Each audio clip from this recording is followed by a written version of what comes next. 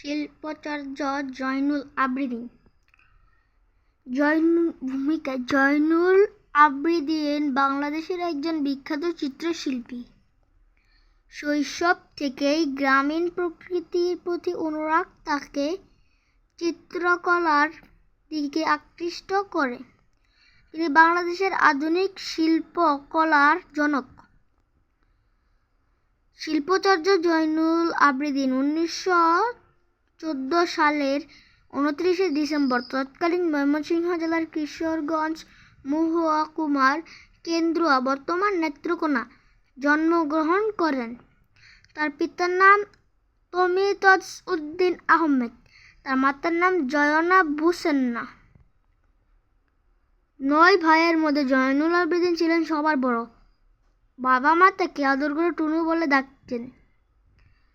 শিল্পাচার্য জয়নুল আবেদিনের লেখা পড়া হাতেখড়ি পারিবারিক পরিমণ্ডলে 1933 সালে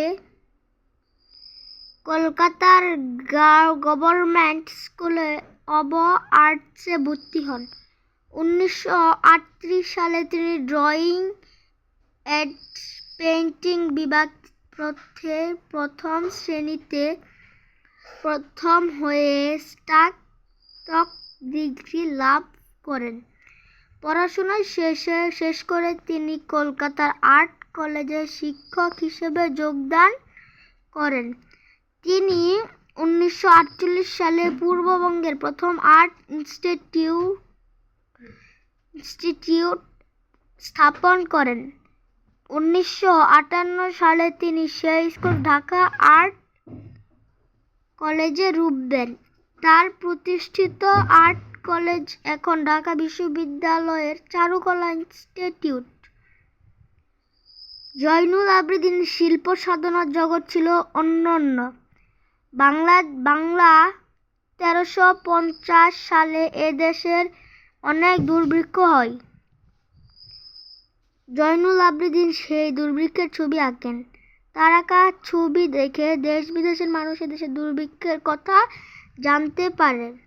1970 সালে তিনি 2টি ছবি আঁকেন, নবান্ন ও মনপুরা 70। নবান্ন ছবিতে তিনি এদেশের গ্রামবাংলার মানুষের জীবনযাত্রা ফুটিয়ে তোলেন, আর মনপুরা 70 ছিল ঘূর্ণিঝড়ের ছবি। এছাড়াও বিদ্রোহী, মইটানা, গুনটানা, গায়ের বধূ ইত্যাদি তার আঁকা বিখ্যাত ছবি।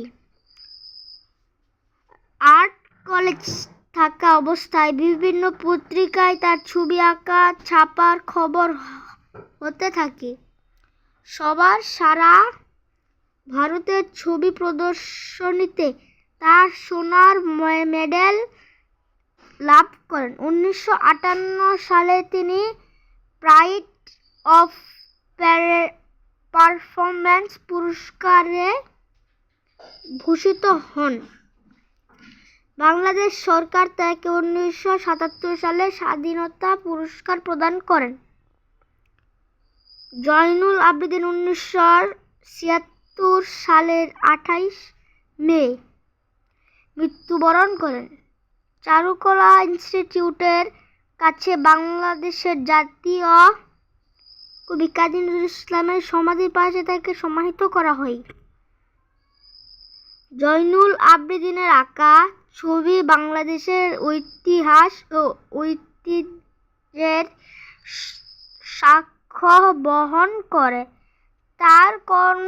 তার সৃষ্টিকর্ম ও অবদান বাংলাদেশের ইতিহাস চিরসম্মানিত হয়ে থাকবে। এই ছিল শিল্পাচার্য জয়নুল আবেদিনের একটি বিশাল কর্মকাণ্ডের লেখা। আমরা এখন এইখানেই শেষ করছি জয়নুল আবেদিনের রচনাটি। ধন্যবাদ।